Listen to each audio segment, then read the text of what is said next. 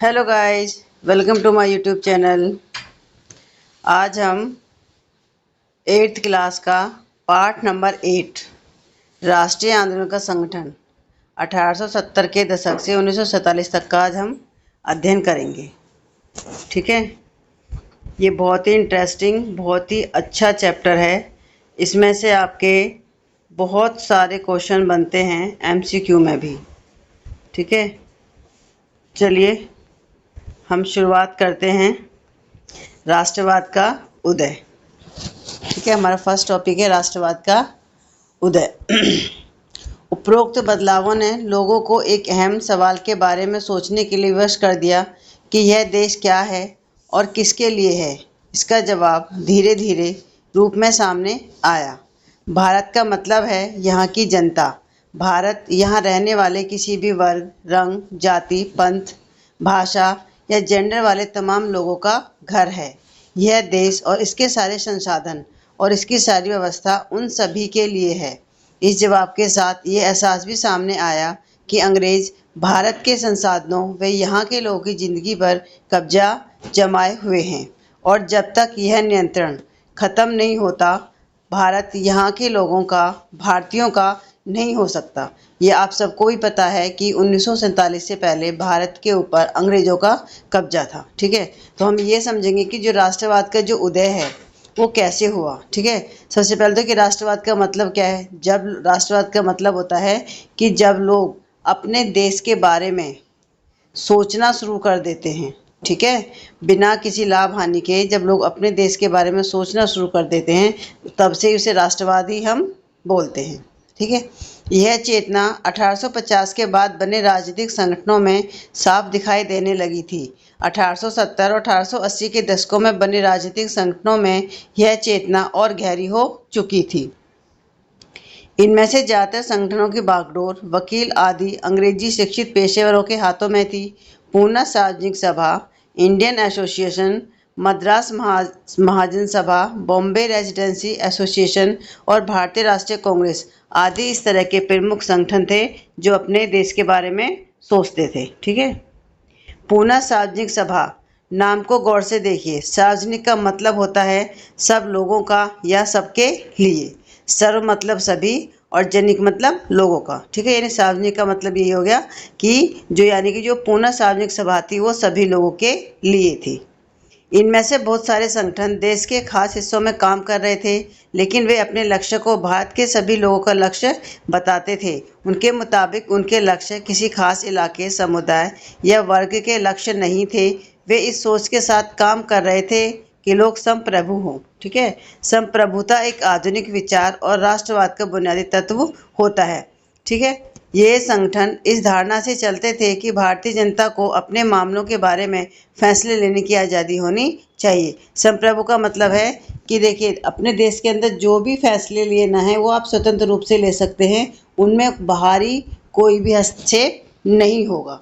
ठीक है, यानी कोई भी व्यक्ति भारत के अपने जो निर्णय हैं उन निर्णयों में हस्तक्षेप नहीं कर सकता। उसको हम क्या बोलते हैं? संप्रभु।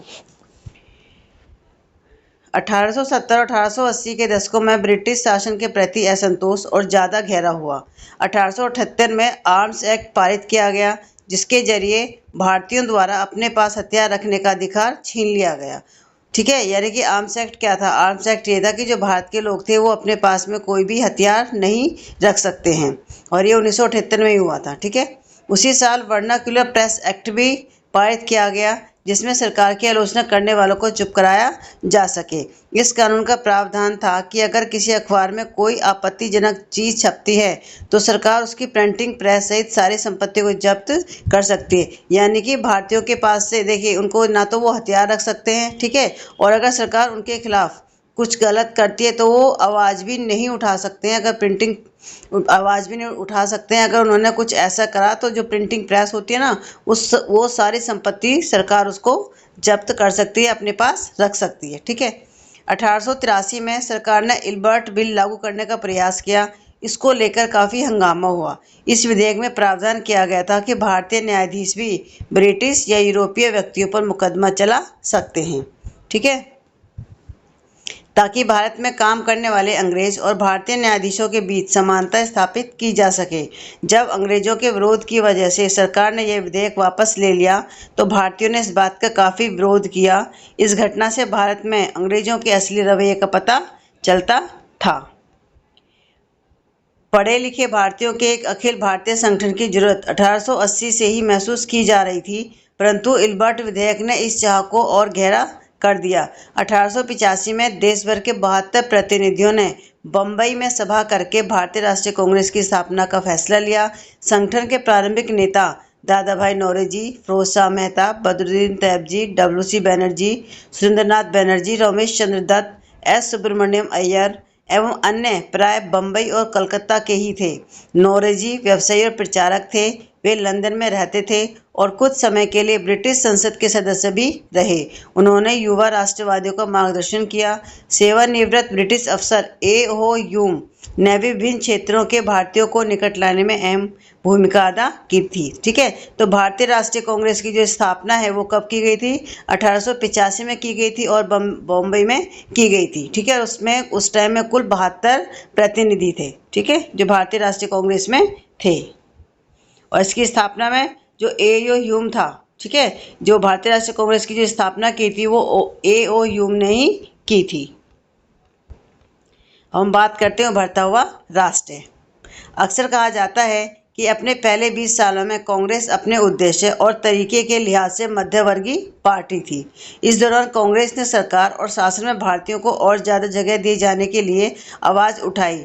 कांग्रेस का आग्रह था कि विधान परिषदों में भारतीयों को ज़्यादा जगह दी जाए, परिषदों को ज़्यादा अधिकार दिए जाएं और जिन प्रांतों में परिषदें नहीं हैं वहाँ उनका गठन किया जाए। कांग्रेस चाहती थी कि सरकार में भारतीयों को भी ऊंचे पद दिए जाएं। इस काम के लिए उसने मांग की कि सिविल सेवा के लिए लंदन के साथ साथ भारत में भी परीक्षा आयोजित की जाए। यानी कि देखिए उस टाइम में जो अंग्रेज थे ना, जितने भी बड़े बड़े ऊंचे पद होते थे उसमें सिर्फ जो अंग्रेज लोग थे वही काम करते थे और उसमें भारतीय नहीं थे। तो जो कांग्रेस थी, कांग्रेस ने ये कहा कि जो ऊंचे पद हैं वो सारे भारतीयों को भी दिए जाएं और जैसे लंदन में सिविल परीक्षा का आयोजन किया जाता है वैसे भारत में भी जो सिविल की जो परीक्षा है, जिसे आप UPSC कहते हैं, ठीक है, उसकी परीक्षा भारत में भी आयोजित की जानी चाहिए। शासन व्यवस्था के भारतीयकरण की मांग नस्लवाद के खिलाफ चल रहे आंदोलन का हिस्सा थी, क्योंकि जब तक ज़्यादातर महत्वपूर्ण नौकरियों पर गोरे अफसरों का ही कब्जा था। अंग्रेज आमतौर पर यह मानकर चलते थे कि भारतीयों को जिम्मेदारी भरे पद नहीं दिए जा सकते, क्योंकि अंग्रेज अफसर अपने भारी भरकम वेतन का एक बड़ा हिस्सा ब्रिटेन भेज देते थे।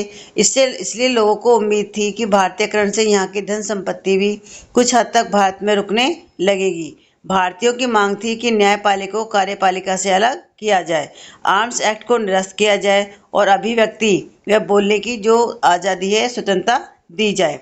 शुरुआती सालों में कांग्रेस ने कई आर्थिक मुद्दे भी उठाए। उनका कहना था कि भारत में ब्रिटिश शासन की वजह से ही गरीबी और अकाल पड़ रहे हैं। ठीक है, तो ये बात भी सही थी, क्योंकि देखिए यहाँ पे आप भारत के लोग हैं लेकिन उनको किसी भी चीज़ में, किसी भी उसमें जो अंग्रेज लोग थे वो शामिल नहीं करते थे। ठीक है, तो इसी कारण से जो भारत के लोग थे वो गरीब थे। बढ़ते लगान के कारण काश्तकार और ज़मीन विपन्न हो गए थे और अनाजों के भारी निर्यात की वजह से खाद्य पदार्थों का अभाव पैदा हो गया था। कांग्रेस की मांग थी कि लगान कम किया जाए, फौजी खर्चों में कटौती की जाए और सिंचाई के लिए ज़्यादा अनुदान दिए जाएं। उसने नमक कर, विदेशों में भारतीय मजदूरों के साथ होने वाले बर्ताव तथा भारतीयों के कामों में दखलंदाजी करने वाले वन प्रशासन की वजह से वनवासियों की बढ़ती मुसीबतों के बारे में बहुत सारे प्रस्ताव पारित किए। इससे पता चलता है कि पढ़े लिखे संपन्न वर्ग की संस्था होते हुए भी कांग्रेस केवल पेशेवर समूहों, जमींदारों और उद्योगपतियों के हक में ही नहीं बोल रही थी। ठीक है, यानी कि जो कांग्रेस है, कांग्रेस सिर्फ बड़े बड़े लोगों के लिए नहीं बोल रही थी, बल्कि वो सभी वर्ग के लोगों के लिए बोल रही थी। मध्य मार्गी नेता जनता को ब्रिटिश शासन के अन्यायपूर्ण चरित्र से अवगत कराना चाहते थे।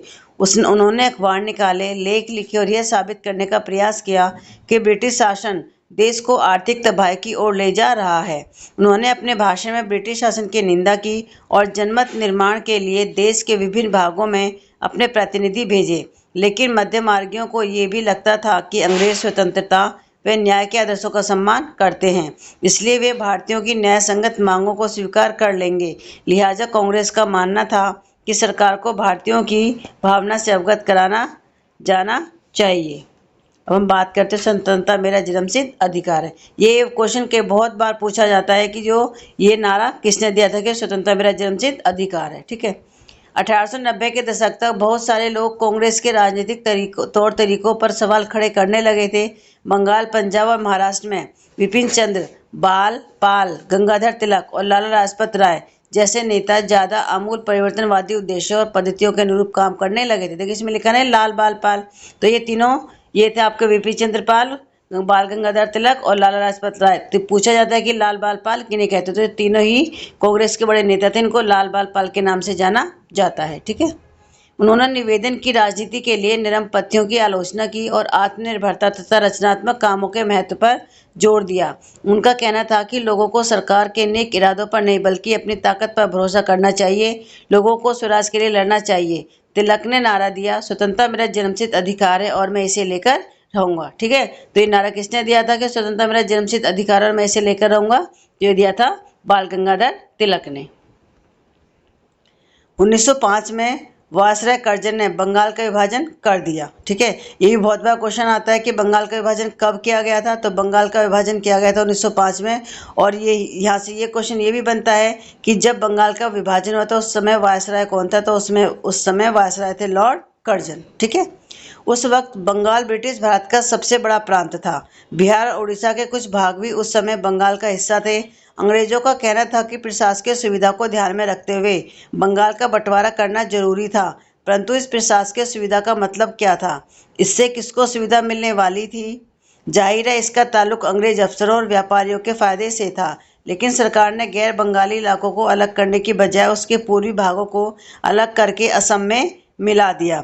पूर्वी बंगाल को अलग करने के पीछे अंग्रेजों का मुख्य उद्देश्य ये रहा होगा कि बंगाली राजनेताओं के प्रभाव पर अंकुश लगाया जाए और बंगाली जनता को बांट दिया जाए।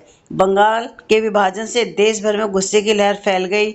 मध्य मार्गी और अमूल परिवर्तनवादी कांग्रेस के सभी दलों ने इसका विरोध किया।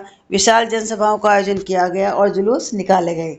जन प्रतिशोध के नए नए रास्ते ढूंढे गए। इससे जो संघर्ष उपजा उसे स्वदेशी आंदोलन के नाम से जाना जाता है। यह आंदोलन बंगाल में सबसे ताकतवर था, परंतु अन्य इलाकों में भी इसकी भारी अनुगूंज सुनाई दी। उदाहरण के लिए आंध्र के डेल्टा इलाकों में इसे वंदे मातरम आंदोलन के नाम से जाना जाता है। यानी कि जो हमारा स्वदेशी आंदोलन था, ठीक है, इसको जो आंध्र प्रदेश है, आंध्र प्रदेश के जो डेल्टा इलाके हैं वहाँ पे इसको वंदे मातरम आंदोलन के नाम से भी जाना जाता है। स्वदेशी आंदोलन ने ब्रिटिश शासन का विरोध किया और स्वयं सहायता, स्वदेशी उद्यमों, राष्ट्रीय शिक्षा और भारतीय भाषा के उपयोग को बढ़ावा दिया। स्वराज के लिए आमूल परिवर्तनवादी ने जनता को लामबंद करने और ब्रिटिश संस्थानों और वस्तुओं के बहिष्कार पर जोर दिया। कुछ लोग ब्रिटिश शासन को उखाड़ फेंकने के लिए क्रांतिकारी हिंसा के समर्थक थे। 20वीं शताब्दी के प्रारंभिक दशकों में कई दूसरी महत्वपूर्ण घटनाएं भी घटी। 1906 में मुसलमान जमींदारों और नवाबों के एक समूह ने ढाका में ऑल इंडिया मुस्लिम लीग का गठन किया। ठीक है। तो ऑल इंडिया मुस्लिम लीग का गठन कब किया गया था? तो 1906 में किया गया था। लीग ने बंगाल विभाजन का समर्थन किया। लीग की मांग थी कि मुसलमानों के लिए एक निर्वाचिका की व्यवस्था की जाए। 1909 में सरकार ने यह मांग मान ली। अब परिषदों में कुछ सीटें मुसलमान उम्मीदवारों के लिए आरक्षित कर दी गईं, जिन्हें मुस्लिम मतदाताओं द्वारा ही चुनकर भेजा जाना था। इससे राजनेताओं में अपने धार्मिक समुदाय के लोगों को अपना राजनीतिक समर्थक बनाने का लालच पैदा हो गया। 1907 में कांग्रेस टूट गई। ठीक है। यानी कि जो कांग्रेस है 1907 में कांग्रेस का भी विभाजन हो गया। जो कांग्रेस है वो निरमदल और गरमदल दो दलों में वो टूट गई थी। मध्यवर्गीय धड़ा बहिष्कार की राजनीति के विरुद्ध था। इन लोगों का मानना था कि इसके लिए बल प्रयोग की आवश्यकता होती है, जो कि सही नहीं है। संगठन टूटने के बाद कांग्रेस पर मध्य मार्गी का दबदबा बन गया, जबकि तिलक ने अनुयायी बाहर से काम करने लगे। दिसंबर 1915 में दोनों खेमों में एक बार फिर एकता स्थापित हुई। अगले साल कांग्रेस और मुस्लिम लीग के बीच ऐतिहासिक लखनऊ समझौते पर दस्तखत हुए और दोनों संगठनों ने देश में प्रातिनिधिक सरकार के गठन के लिए मिलकर काम करने का फैसला किया। अब हम बात करते हैं जन राष्ट्रवाद का उदय। 1919 के बाद अंग्रेजों के खिलाफ चल रहा संघर्ष धीरे धीरे एक जन आंदोलन में तब्दील होने लगा। किसान, आदिवासी, विद्यार्थी और महिलाएं बड़ी संख्या में इस आंदोलन से जुड़ते गए। कई बार औद्योगिक मजदूरों ने भी आंदोलन में योगदान दिया। 20 के दशक से कुछ खास व्यावसायिक समूह भी कांग्रेस को सक्रिय समर्थन देने लगे थे। ऐसा क्यों हुआ? पहले विश्व युद्ध ने भारत की आर्थिक और राजनीतिक स्थिति बदल दी। इस युद्ध की वजह से ब्रिटिश भारत सरकार के रक्षा में भारी इजाफा हुआ था। इस खर्चे को निकालने के लिए सरकार ने निजी आय और व्यावसायिक मुनाफे पर कर बढ़ा दिया। सैनिक व्यय में इजाफे तथा युद्धक आपूर्ति की वजह से जरूरी कीमतों की चीज़ों में भारी उछाल आया और आम लोगों की जिंदगी मुश्किल होती गई। दूसरी ओर व्यावसायिक समूह युद्ध से बेहिसाब मुनाफा कमा रहे थे। ठीक है, देखिए, युद्ध कोई भी हो, युद्ध से पूरे ही विश्व पे असर पड़ता है। उस टाइम तो ये पहला विश्व युद्ध हुआ था 1914 से 1918 में, जिससे भारत की जो राजनीतिक और आर्थिक स्थिति दोनों ही बदल गई थी। ठीक है, युद्ध ने अंग्रेजों को अपनी सेना बढ़ाने के लिए विवश किया। एक विदेशी युद्ध की खातिर गांवों में सिपाहियों की भर्ती के लिए दबाव डाला जाने लगा। बहुत सारे सिपाहियों को दूसरे देशों में युद्ध के मोर्चे पर भेज दिया गया। यानी कि इसमें देखिए, जो भारत है, भारत प्रथम विश्व युद्ध में शामिल नहीं होना चाह रहा था, लेकिन उनको दूसरे देश की खातिर उनको ज़बरदस्ती, जो गांव के में जो सिपाही थे, उनको ज़बरदस्ती युद्ध के लिए भेज दिया गया। ठीक है, इनमें से बहुत सारे सिपाही युद्ध के बाद समझदारी लेकर लौटे कि साम्राज्यवादी शक्तियां एशिया और अफ्रीका के लोगों का किस तरह शोषण कर रही हैं। फलस्वरूप ये लोग भी भारत में औपनिवेशिक शासन का विरोध करने लगे। इसके अलावा 1917 में रूस में क्रांति हुई। देखिए, कहाँ तो प्रथम विश्व युद्ध चल रहा था, प्रथम विश्व युद्ध चल ही रहा था, उसके साथ साथ में 1917 में जो रूस में जो क्रांति हुई थी, रूस में भी रूसी क्रांति चल रही थी। ठीक है, इस घटना के चलते किसानों और मजदूरों के संघर्षों का समाचार तथा समाजवादी विचार बड़े पैमाने पर फैलने लगे थे, जिससे भारतीय राष्ट्रवादियों को नई प्रेरणा मिलने लगी। अब बात करते हैं महात्मा गांधी का आह्वान। इन्हीं हालात में महात्मा गांधी एक जननेता के रूप में सामने आए। गांधी जी 46 वर्ष की उम्र में 1915 में दक्षिण अफ्रीका से लौटे। तो महात्मा गांधी कब वापस आए थे? तो वापस आए थे 1915 में, और उन्होंने वहाँ पर भी जो नस्ल भेद के खिलाफ उन्होंने वहाँ पे आंदोलन चलाया था। ठीक है, तो जो महात्मा गांधी थे, उनकी अंतर्राष्ट्रीय स्तर पे बहुत अच्छी पहचान थी, यानी कि मान्यता थी, और लोग उनका आदर करते थे। दक्षिण अफ्रीकी आंदोलनों की वजह से उन्हें हिंदू, मुसलमान, पारसी, ईसाई, गुजराती, तमिल और उत्तर भारतीय उच्च वर्गीय व्यापारी, वकील और मजदूर सब तरह के भारतीयों से मिलने जुलने का मौका मिल चुका था। महात्मा गांधी ने पहले साल पूरे भारत का दौरा किया। इस दौरान वे यहाँ के लोगों, उनकी ज़रूरतों और हालात को समझने में लगे रहे। उनके शुरुआती प्रयास चंपारण, खेड़ और अहमदाबाद के स्थानीय आंदोलनों के रूप में सामने आए। इन आंदोलनों के माध्यम से उनका राजेंद्र प्रसाद और वल्लभ भाई पटेल से परिचय हुआ। 1918 में अहमदाबाद में उन्होंने मिल मजदूरों की हड़ताल का सफलतापूर्वक नेतृत्व किया। आइए अब हम बात करते हैं 1919 से 1922 के बीच में जो आंदोलन थे उनके बारे में। सबसे पहला रोलट एक्ट। ठीक है, 1919 में गांधी जी ने अंग्रेजों द्वारा हाल ही में पारित किए गए रोलट एक्ट कानून के खिलाफ सत्याग्रह का आह्वान किया। यह कानून अभिव्यक्ति की स्वतंत्रता जैसे मूलभूत अधिकारों पर अंकुश लगाने और पुलिस को और ज़्यादा अधिकार देने के लिए लागू किया गया था। महात्मा गांधी, मोहम्मद अली जिन्ना तथा अन्य नेताओं का मानना था कि सरकार के पास लोगों की बुनियादी स्वतंत्रताओं पर अंकुश लगाने का कोई अधिकार नहीं है। उन्होंने इस कानून को शैतान की करतूत और निरंकुशवादी बताया। गांधी जी ने लोगों से आह्वान किया कि इस कानून का विरोध करने के लिए 6 अप्रैल 1919 को अहिंसक विरोध दिवस के रूप में, अपमान व याचना दिवस के रूप में मनाया जाए और हड़तालें की जाएं। आंदोलन शुरू करने के लिए सत्याग्रह सभाओं का गठन किया गया। ठीक है, तो क्वेश्चन आता है कि रोलट एक्ट कब आया था? तो रोलट एक्ट 1919 में आया था, और रोलट एक्ट को शैतान की करतूत और की संज्ञा किसने दी थी? तो महात्मा गांधी ने इसको शैतान की करतूत बताया था। ठीक है, और इसके ही विरोध में 6 अप्रैल को अपमान व याचिका दिवस भी मनाने का फैसला किया गया था। रोलट सत्याग्रह ब्रिटिश सरकार के खिलाफ पहला अखिल भारतीय संघर्ष था। हालांकि यह मोटे तौर पर शहरों तक ही सीमित था।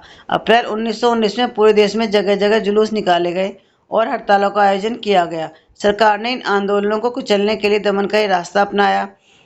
बैसाखी 13 अप्रैल के दिन अमृतसर में जनरल डायर द्वारा जलियांवाला बाग हत्याकांड किया गया। हत्याकांड में इसी दमन का हिस्सा था। इस जनसंहार पर रविंद्रनाथ टैगोर ने अपनी पीड़ा और गुस्सा जताते हुए नाइटहुड की उपाधि वापस कर दी थी। ठीक है, जैसे लोगों को अब मेडल वगैरह दिए जाते हैं ना, तो उस टाइम में भी उपाधि दी जाती थी। तो जो रविंद्रनाथ टैगोर थे, उन्होंने अमृतसर, ये जो 13 अप्रैल को जो हुआ था अमृतसर में, ठीक है, इसके खिलाफ पीड़ा से गुस्सा करते हुए जो अपनी नाइटहुड की उपाधि थी उसको वापस उन्होंने कर दिया था। ठीक है, और जो अमृतसर में ये जलियांवाला बाग हत्याकांड हुआ था, इसमें गोली किसने चलवाई थी? तो ये चलवाई थी जनरल ओ डायर ने। रॉलेट सत्याग्रह के दौरान लोगों ने ब्रिटिश शासन के खिलाफ हिंदुओं और मुसलमानों के बीच गहरी एकता बनाए रखने के लिए प्रयास किए। महात्मा गांधी भी यही चाहते थे। उनकी राय में भारत यहाँ रहने वाले सभी लोगों, यानी सभी हिंदुओं, मुसलमानों, अन्य धर्मों के लोगों का देश है। उनकी गहरी आकांक्षा थी कि हिंदू और मुसलमान किसी भी न्यायपूर्ण उद्देश्य के लिए एक दूसरे का समर्थन करें। अब बात करते हैं खिलाफत आंदोलन और असहयोग आंदोलन। खिलाफत का मुद्दा इसी तरह का ज्वलंत मुद्दा था। 1920 में अंग्रेजों ने तुर्की के सुल्तान खलीफा पर बहुत सख्त संधि थोप दी थी। जलियांवाला बाग हत्याकांड की तरह इस घटना पर भी भारत के लोगों में भारी गुस्सा था। भारतीय मुसलमान यह भी चाहते थे कि पुराने ओटोमन साम्राज्य में स्थित पवित्र मुस्लिम स्थानों पर खलीफा का नियंत्रण बना रहना चाहिए। खिलाफत आंदोलन के नेता मोहम्मद अली और शौकत अली अब एक सर्वव्यापी असहयोग आंदोलन शुरू करना चाहते थे। ठीक है, गांधी जी ने उनके आह्वान का समर्थन किया और कांग्रेस से आग्रह किया कि वह पंजाब में हुए अत्याचारों और खिलाफत के मामलों में हुए अत्याचार के विरुद्ध मिलकर अभियान चलाएं और स्वराज की मांग करें। तो खिलाफत आंदोलन किसने चलाया था? ये चलाया था मोहम्मद अली जिन्ना, मोहम्मद अली और शौकत अली ने। 1921-22 के दौरान असहयोग आंदोलन को और गति मिली। हजारों विद्यार्थियों ने सरकारी स्कूल कॉलेज छोड़ दिए। मोतीलाल नेहरू, CR दास, राजगोपालाचारी और आसफ अली जैसे बहुत सारे वकीलों ने वकालत छोड़ दी। अंग्रेजों द्वारा दी गई फादियों को वापस लौटा दिया गया और विधानमंडलों का बहिष्कार किया गया। जगह जगह लोगों ने विदेशी कपड़ों की होली जलाई। 1920-1922 के बीच विदेशी कपड़ों के आयात में भारी गिरावट आ गई, परंतु यह तो आने वाले तूफान की सिर्फ एक झलक थी। देश के ज़्यादातर हिस्से एक भारी विद्रोह के मुहाने पर खड़े थे। लोगों की पहलकदमी। कई जगहों पर लोगों ने ब्रिटिश शासन का अहिंसक विरोध किया, लेकिन कई स्थानों पर विभिन्न वर्गों और समूहों ने गांधी जी के आह्वान के अपने हिसाब से अर्थ निकाले और इस तरह से रास्ते अपनाए जो गांधी जी के विचारों से मेल नहीं खाते थे। सभी जगह लोगों ने अपने आंदोलनों को स्थानीय मुद्दों के साथ जोड़कर आगे बढ़ाया। आइए ऐसे कुछ उदाहरणों पर विचार करें। खेड़ा, गुजरात में पाटीदार किसानों ने अंग्रेजों द्वारा थोपे गए भारी लगान के खिलाफ अहिंसक अभियान चलाया। तटीय आंध्र प्रदेश और तमिलनाडु के भीतरी भागों में शराब की दुकानों की घेराबंदी की गई। आंध्र प्रदेश के गुंटूर जिले में आदिवासी और गरीब किसानों ने बहुत सारे वन सत्याग्रह किए। इन सत्याग्रहों में कई बार वे चराई शुल्क अदा किए बिना भी अपने जानवरों को जंगल में छोड़ देते थे। उनका विरोध इसलिए था क्योंकि औपनिवेशिक सरकार ने वन संसाधनों पर उनके अधिकारों को बहुत सीमित कर दिया था। यानी कि जो अंग्रेज ने वन के जो संसाधन थे उन पे भी अंकुश लगा दिया था। ठीक है, उन्हें यकीन था कि गांधी जी उन पर लगे कर कम करा देंगे और वन कानूनों को खत्म करा देंगे। बहुत सारे वन गांवों में किसानों ने स्वराज का ऐलान कर दिया क्योंकि उन्हें उम्मीद थी कि गांधी राज जल्दी स्थापित होने वाला है। सिंध, मौजूदा पाकिस्तान में मुस्लिम व्यापारी और किसान खिलाफत के आह्वान पर बहुत उत्साहित थे। बंगाल में भी खिलाफत असहयोग के गठबंधन ने जबरदस्त सांप्रदायिक एकता को जन्म दिया और राष्ट्रीय आंदोलन को नई ताकत प्रदान की।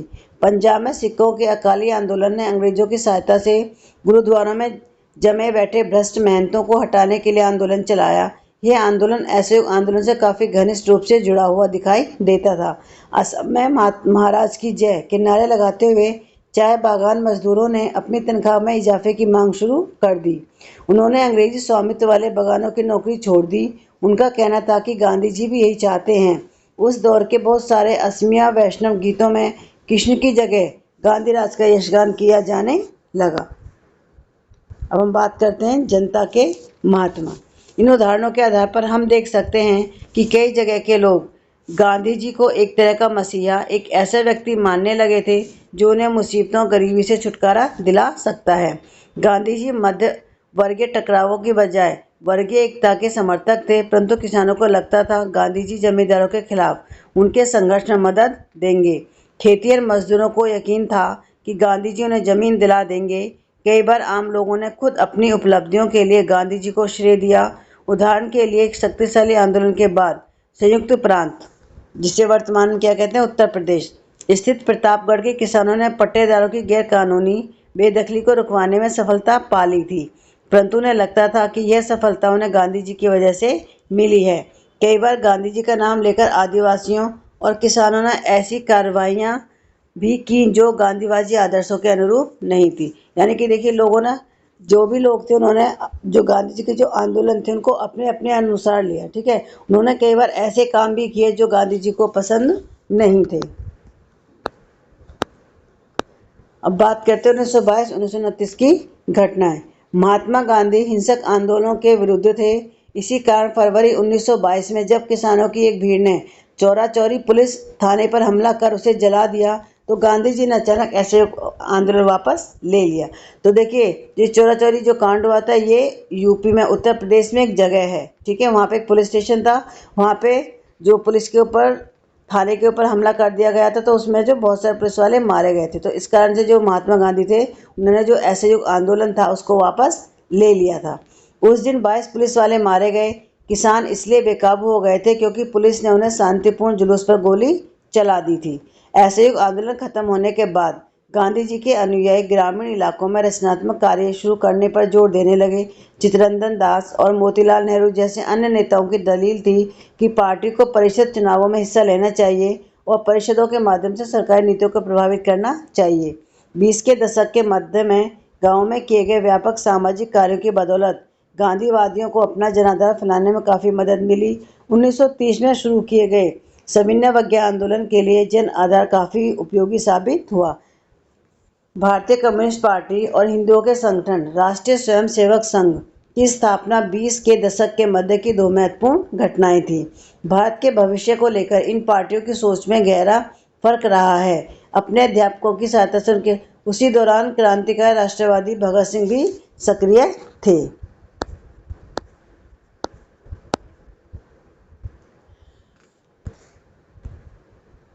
इस दशक के आखिर में कांग्रेस ने पूर्ण स्वराज का प्रस्ताव पारित किया।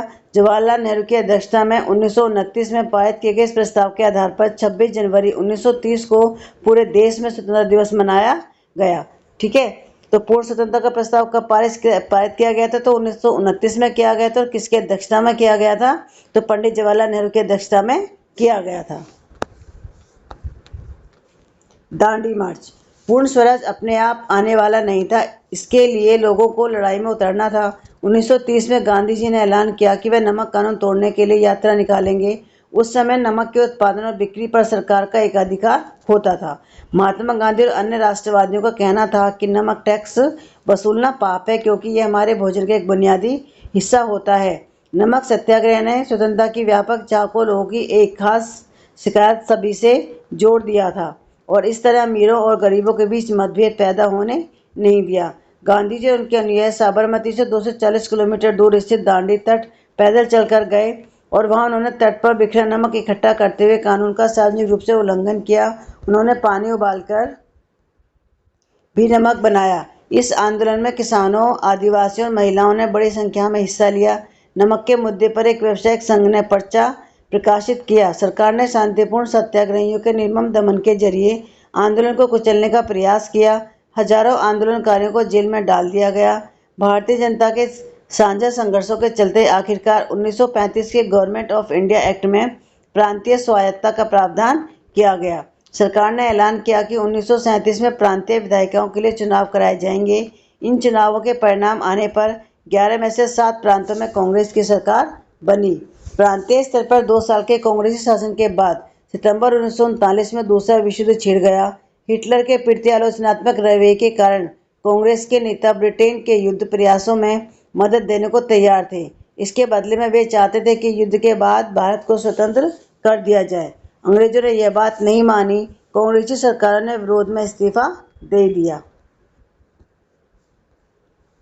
भारत छोड़ो और उसके बाद महात्मा गांधी ने दूसरे विश्व युद्ध के बाद अंग्रेजों के खिलाफ आंदोलन का एक नया चरण शुरू किया। उन्होंने अंग्रेजों को चेतावनी दी कि वे फौरन भारत छोड़ दें। गांधी जी ने भारतीय जनता से आह्वान किया कि वे करो या मरो के सिद्धांत पर चलते हुए अंग्रेजों के विरुद्ध अहिंसक ढंग से संघर्ष करें। ये बहुत बार पूछते हैं कि करो या मरो का नारा किसने दिया था, तो करो या मरो का नारा दिया था महात्मा गांधी ने। गांधी जी और अन्य नेताओं को फौरन जेल में डाल दिया गया। इसके बावजूद यह आंदोलन फैलता गया। किसानों और युवा इस आंदोलन में बड़ी संख्या में शामिल हुए। विद्यार्थी अपनी पढ़ाई लिखाई छोड़कर आंदोलन में कूद पड़े। देश भर में संचार तथा राज सत्ता के प्रतीकों पर हमले हुए। बहुत सारे इलाकों में लोगों ने अपनी सरकार का गठन कर लिया। सबसे पहले अंग्रेजों ने बर्बन दमन का रास्ता अपनाया। 1943 के अंत तक 90,000 से ज़्यादा लोग गिरफ्तार कर लिए गए थे और लगभग 1,000 लोग पुलिस की गोली से मारे गए थे। बहुत सारे इलाकों में हवाई जहाज़ों से भी भीड़ पर गोलियां बरसाने के आदेश दिए गए, परंतु आखिरकार इस विद्रोह ने ब्रिटिश राज को घुटने टेकने के लिए मजबूर कर दिया।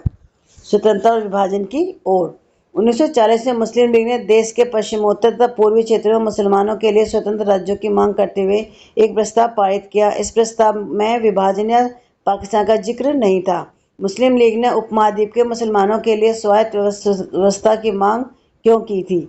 1930 के दशक के आखिरी सालों में मुस्लिम लीग और हिंदुओं को अलग अलग राष्ट्र मानने लगी थी। इस विचार तक पहुंचने में 20 और 30 के दशकों में हिंदुओं और मुसलमानों के कुछ संगठनों के बीच हुए तनावों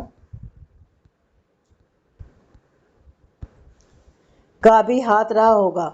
1937 के प्रांतीय चुनाव संभवतः इससे भी ज़्यादा बड़ा कारण रहे।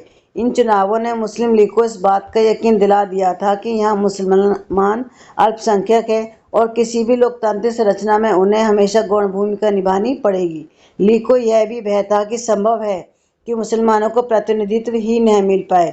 1937 में मुस्लिम लीग संयुक्त प्रांत में कांग्रेस के साथ मिलकर सरकार बनाना चाहती थी, परंतु कांग्रेस ने इस प्रस्ताव को स्वीकार नहीं किया, जिससे फासला और बढ़ गया। 30 के दशक में मुस्लिम जनता को अपने साथ लामबंद करने में कांग्रेस की विफलता ने भी लीग को अपना सामाजिक जनाधार फैलाने में मदद की। 40 के दशक के शुरुआती सालों में जिस समय कांग्रेस के ज़्यादातर नेता जेल में थे, उस समय लीग ने अपना प्रभाव फैलाने के लिए तिरछे प्रयास किए। 1945 में विश्व युद्ध खत्म होने के बाद अंग्रेजों ने भारतीय स्वतंत्रता के लिए कांग्रेस और लीग से बातचीत शुरू कर दी। यह वार्ता असफल रही क्योंकि लीग का कहना था कि उसे भारतीय मुसलमानों का एकमात्र प्रतिनिधि माना जाए। कांग्रेस इस दावे को मंजूर नहीं कर सकती थी क्योंकि बहुत सारे मुसलमान अभी भी उसके साथ थे। 1946 में दोबारा प्रांतीय चुनाव हुए। सामान्य निर्वाचन क्षेत्र में कांग्रेस का प्रदर्शन तो अच्छा रहा, परंतु मुसलमानों के लिए आरक्षित सीटों पर लीग को बेजोड़ सफलता मिली। लीग पाकिस्तान की मांग पर चलती रही। मार्च 1946 में ब्रिटिश सरकार ने इस मांग का अध्ययन करने और स्वतंत्र भारत के लिए एक सही राजनीतिक बंदोबस्त सुझाने के लिए तीन सदस्यीय परिसंघ भारत भेजा।